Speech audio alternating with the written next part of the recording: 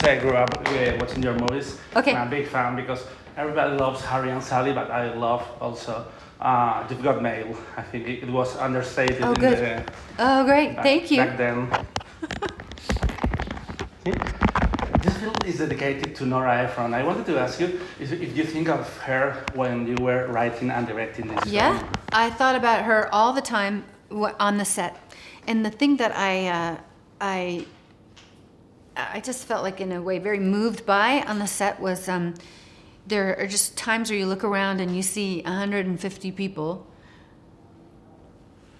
making the centerpiece of their day some story you made up in your bed one morning.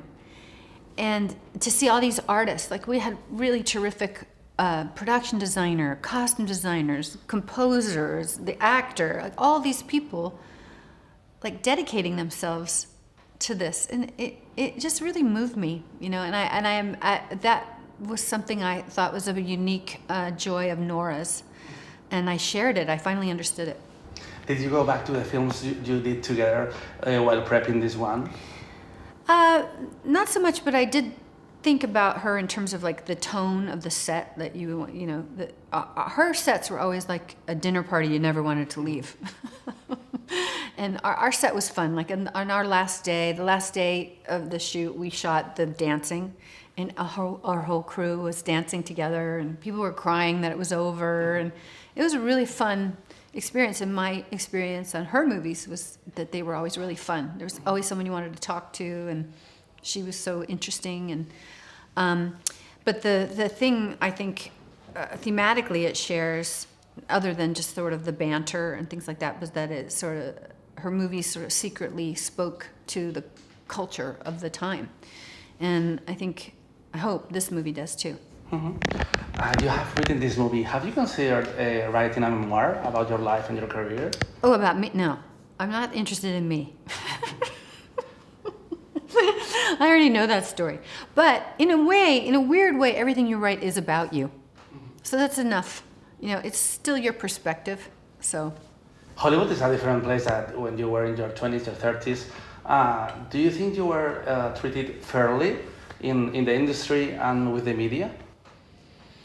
Oh, I don't really think about that. I don't really read about myself. I never really read about myself, so I'm just trying to have the experience from the inside out instead of the outside in, because I have one life and I want it to feel authentic, and I don't want to be trapped in anybody else's idea or serve anybody else's idea of me. I'm not interested in that. So I'm not interested really in how I've been treated or not treated. I've had a fine time.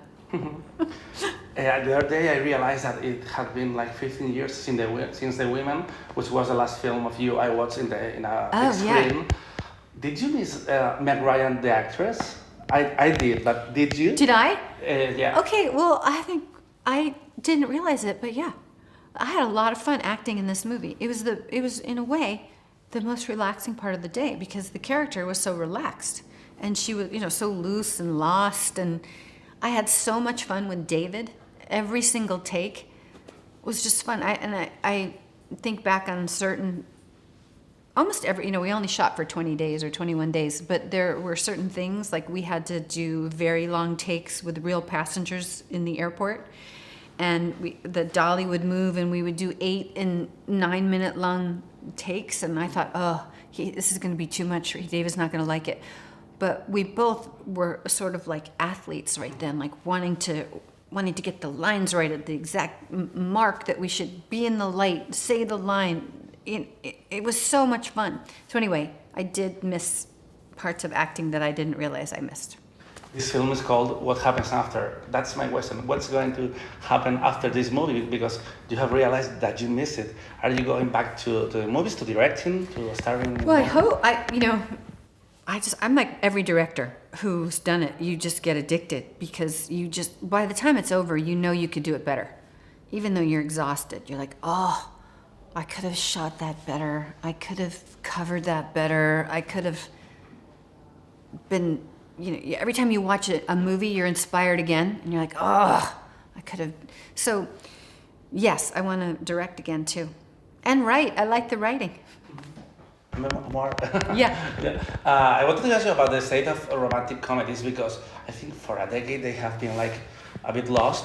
Now they seem to be back. Do you still watch them, or do you go to the I classics? watch some of them. Like I love Silver Linings Playbook, and there's been some really terrific ones. And I was just on the plane here, and I watched The Wedding Crashers. I never saw that before.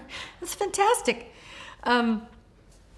So I know somehow I've become a spokesperson for this genre, I guess, but it's not very well respected. That's for sure. People are always like, I don't want to do one of those, or I'm very surprised that it doesn't, because for me, I've done like lots of different movies, but this type of movie is the most, it requires the most precision, as a, you know, in terms of just playing the comedy and the drama both. Do you have a favorite one in your career?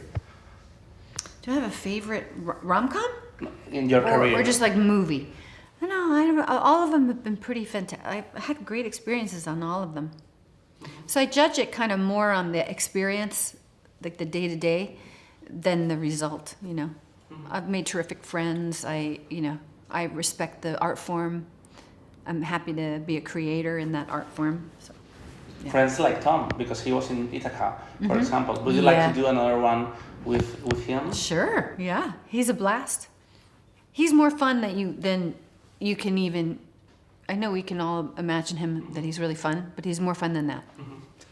I remember he did a rom-com with Julia, Larry Crown. We could do this one with him, but you direct him. It would be fun, I think. Do you think I should direct him? Yeah. He doesn't need direction. It's Tom Hanks. Yeah. Is there any film that you would like to have revisited? Like, for example, I'm thinking of In the Cat. I think it was misunderstood back in the day. Is there a film like, it's like, I think it should have had more luck, maybe? Of mine? Yeah.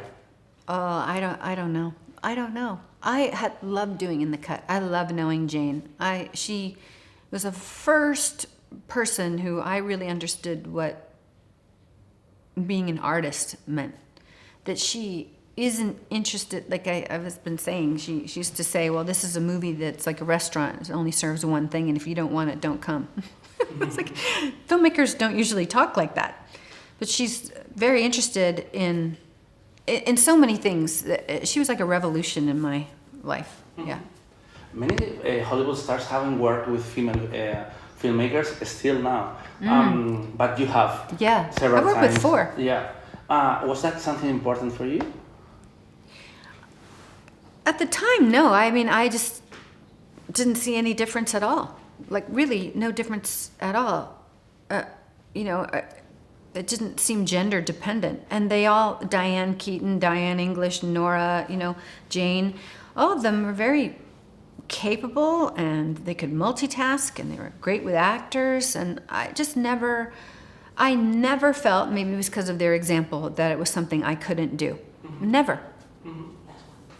You have a kid in the business. Has he asked for you for advice? I have to say, I am just so proud of Jack, and I hesitate talking about him at all, even though my heart is so big for him, and I am so full of love and admiration for him, because there's the whole thing in the States about nepotism, and I just don't want to feed that animal. That's not interesting to me, and it's not relevant. Yeah. But you enjoy watching him? I enjoy watching him. Yes. Cool. Thank you.